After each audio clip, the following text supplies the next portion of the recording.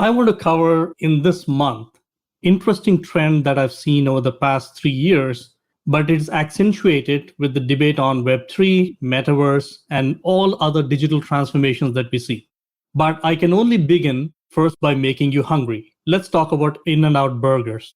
So if you've ever been to the West Coast, and especially in Los Angeles, you must try In-N-Out burgers. They're delicious and they're really yummy. However, in my view, In-N-Out applies only to the minute that you take to eat it and the biological process to make it exit your body. It is not In-N-Out from the time that you actually walk in and walk out with the burger. It takes you good 30 to 45 minutes when you're hungry to wait in your car in the drive-in to get the hands on that delicious burger and eat it. So why would a brand named In-N-Out not be forced by the pandemic to do any to give digital experiences for consumers? Why didn't they have an app that I could order and pick up like Starbucks has done, for example? So as you look at companies that are very digital in how they operate, obviously they have a high quality supply chain system, merchandising system, they're tracking inventories and pricing and the revenue that is coming in, etc. So they're very digital inside, they're just not digital with their consumers. But then they discovered there are other set of companies that are similar to In-N-Out, Trader Joe's, a cult company where people love to shop, including me, with great private label brands. Why is it that they don't have a curbside pickup? Why is it they actually do not have an app? And just to be abundantly sure, I went onto the App Store yesterday and searched for Trader Joe's, not knowing that they would have snuck in an app while I was planning to talk, right? No, they did not have a consumer app. So Trader Joe's is extremely comfortable in skin of delivering the physical experience that they believe that consumers want, because that is what their business model is geared up to do. Let's go back to our very famous Amazonians.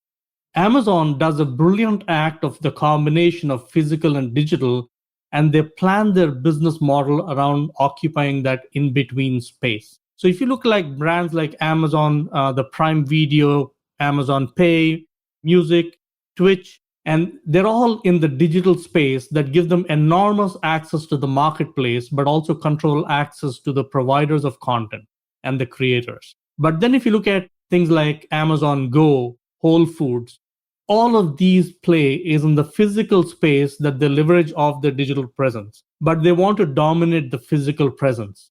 So that brings me to the entire discussion around metaverse, the entire discussion that Peter brought up, even the unification of sales and marketing and how you view as business models change, is that's exactly what Starbucks has done, by the way.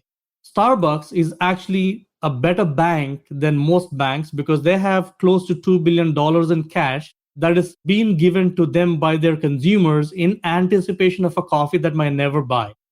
Because you're loading up the app and the loyalty card with money in anticipation that one day that you will actually use it to buy coffee from them. The reason that they are so cash rich and drives their innovation in turn is because they're able to dominate the physical and the digital space experiences, and they're able to design that space in a way where consumers are seamlessly moving between experiences regardless of how you deliver them. And I'll close up with McDonald's. McDonald's last week filed for 10 trademarks on the metaverse space. And their description, let me read, is a virtual restaurant featuring actual and virtual goods. And some of the descriptions that I've read include where you walk into this restaurant, there's a DJ, there are different places that you can occupy in the metaverse, you order food, and by the way, the food turns up at your doorstep while you're still in the metaverse. So I have been studying what I call as the habits of digital natives, companies that are inherently born digital, and how they are driving the new business model thinking. One of the key habits is this entire concept of space. How you occupy spaces is so critical and vital to deliver the future experience to the consumers. And that is my Curious and Quirky for this month.